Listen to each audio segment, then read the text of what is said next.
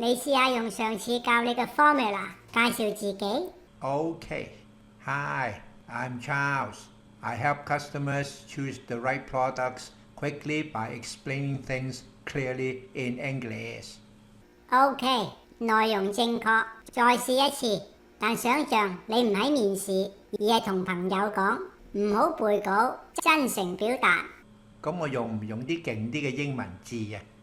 記得唔好為咗 show off 而用。Hi, I'm C.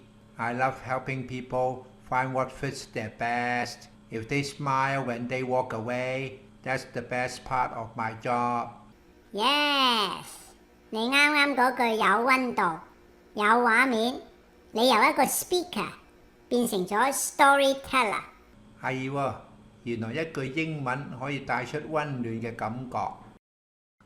Please tell us about yourself.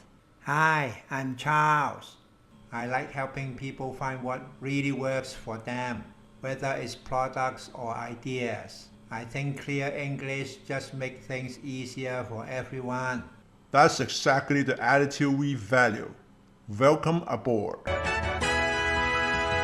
原來自我介紹唔一定要 impress，只要 express。Welcome 各位學員，你哋做 sales 會遇到唔同國籍嘅客人，英文程度唔係一樣。